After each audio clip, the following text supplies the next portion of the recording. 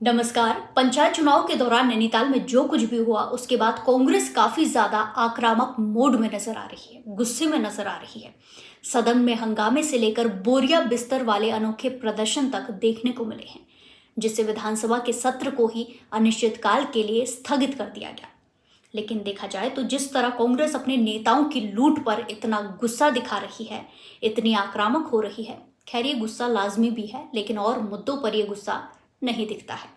ऐसा लगता है सरकार का ध्यान जनता पर तो नहीं है, जनता को परेशान करने का सरकार ने बीड़ा उठाया है, तो वहीं विपक्ष भी जनता के मुद्दों पर सोया हुआ है। इसीलिए जनता भी बार बार सरकार से परेशान होने के बावजूद भी कांग्रेस को नकार रही है।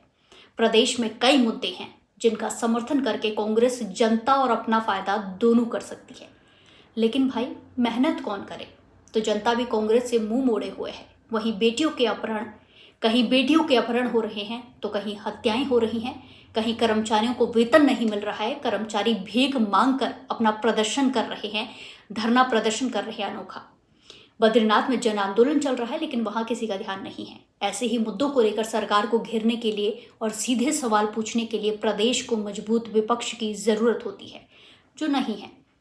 अब बात हल्द्वानी के डॉक्टर सुशीला तिवारी अस्पताल में चल रहे गंभीर वेतन संकट की, जहां रोजाना हजारों मरीज इलाज के लिए आते हैं, जो कुमाऊं मंडल का सबसे बड़ा अस्पताल माना जाता है। लेकिन पिछले 5 महीनों से यहाँ के 600 से ज्यादा उपनल कर्मचारी, जैसे वार्ड बॉय, सफाई कर्मचारी और टेक्नीशियन बिना वेतन के काम कर रहे हैं। उन्हें 6 महीने से सैलरी नहीं मिल रही है। नाराज कर्मचारियों ने अब हड़ताल शुरू कर दी है, जिससे अस्पताल की सेवाएं भी चरमरा रही हैं। 11 अगस्त 2025 को कर्मचारियों ने अस्पताल के मुख्य गेट पर धरना शुरू किया, जो अब तक चल रहा है। 10 दिन से ज्यादा हो गए हैं और सरकार के खिलाफ नारेबाजी कर रहे हैं। इतना ही नहीं, अब कर्मचारियों ने भीख मांगकर अपना गुस्सा जाहिर किया है, अपनी पीड़ा को दिखाने की कोशिश की है। उनकी मांग है कि बकाया वेतन तुरंत दिया जाए। कर्मचारियों का कहना है कि बिना वेतन के उनके परिवार का गुजारा मुश्किल हो गया है। आप खुद समझ सकते हैं, 6 महीने से वेतन नहीं मिल रहा है तो घर कैसे चल रहा होगा। स्कूल की फीस, किराया और रोजमर्रा के खर्चे तक पूरा करना असंभव हो गया है। ये वही कर्मचारी हैं जो पिछले 20 से 25 साल से सुशीला तिवारी हॉस्पिटल और राजकीय मेडिकल कॉलेज में अपनी सेवाएं दे रहे हैं, और इनके साथ ऐसा हो रहा है। यहाँ पे 20 वर्षों से कार्यरत हूँ।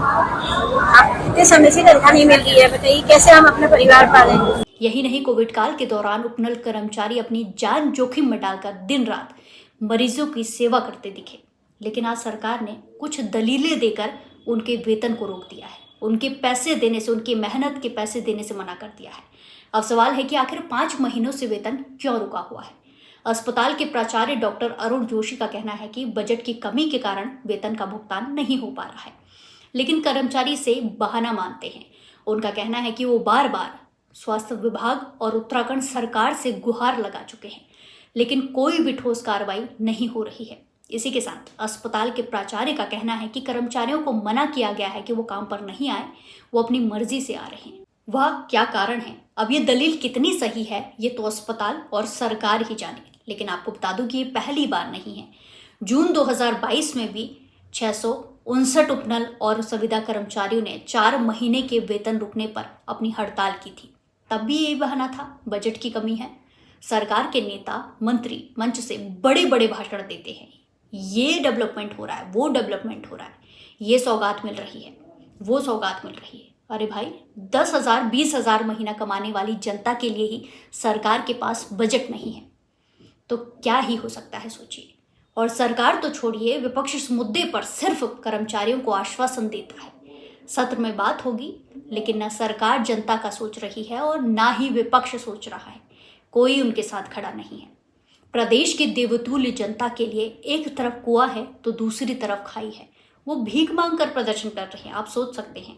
वहीं इस हड़ताल का सबसे बड़ा असर मरीजों पर पड़ रहा है। सुशीला तिवारी अस्पताल में कुमाऊं के दूर दराज क्षेत्रों से लोग इलाज के लिए आते हैं। हड़ताल के कारण सफाई, वार्ड की देखभाल और अन्य सेवाएं ठप हो रही हैं। मरीजों को घंटों इंतजार करना पड़ रहा है और कई बार इलाज में देरी हो रही है। सवाल यह है, अगर कर्मचारियों की मांग जायज है तो सरकार और प्रशासन तुरंत कार्रवाई क्यों नहीं कर रही है? क्या ये स्वास्थ्य सेवाओं के प्रति लापरवाही नहीं दिखाती है? और सबसे बड़ा सवाल, उत्तराखंड सरकार कुमाऊं के सबसे बड़े अस्पताल को सुचारू रूप से चलाने में नाकाम क्यों हो रही है?